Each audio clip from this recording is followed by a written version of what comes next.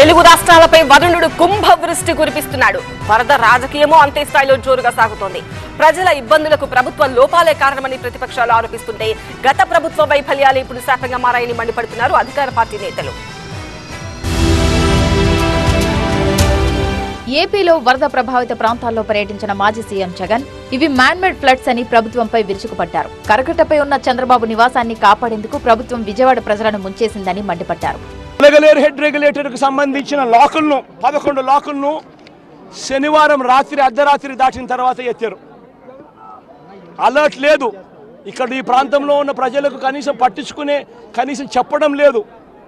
ఎత్తేసినారు. ఎందుకు ఎత్తినారు?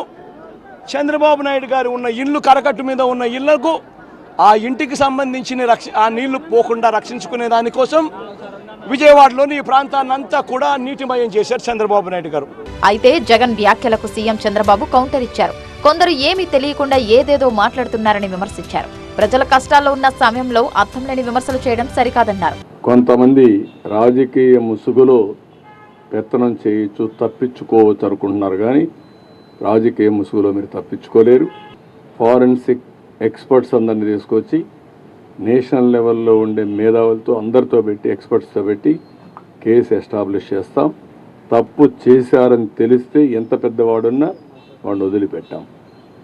దాన్ని ఎస్టాబ్లిష్ చేయడానికి చేస్తే దానిపైన కూడా ఇష్ట ప్రకారం మాట్లాడే పరిస్థితికి వచ్చారు. ఇవన్నీ తప్పుడు ఆరోపణలు కట్టిపెట్టండి.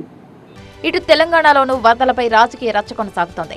74 ఏళ్ల వయసులో ఏపీ సీఎం చంద్రబాబు వరద ప్రాంతాల్లో పర్యటిస్తూ బాధితులకు భరోసా కల్పిస్తుంటే సీఎం రేవంత్ తో పాటు మంత్రులు ఇళ్లకే పరిమితమయ్యారని ఆరోపించారు బీఆర్ఎస్ నేత మాజీ మంత్రి హరీష్ రావు. భారీ వర్షాలు, వరదలపై వాతావరణ శాఖ హెచ్చరికలు జారీ చేసినా ప్రభుత్వం ముందస్తు చర్యలు తీసుకోలేదని విమర్శించారు.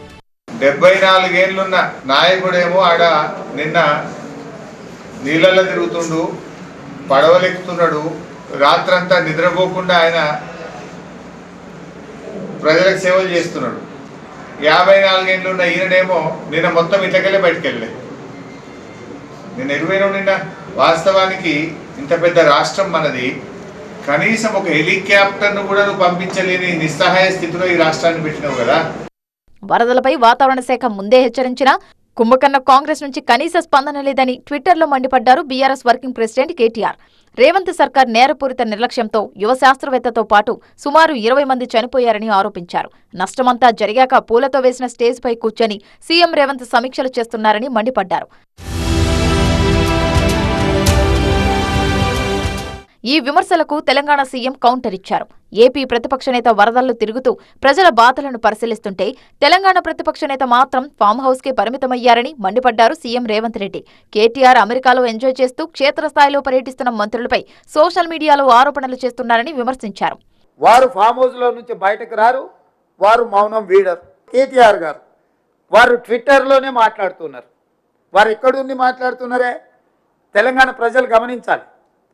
వారు ఈరోజు అమెరికాలో ఉన్నారు.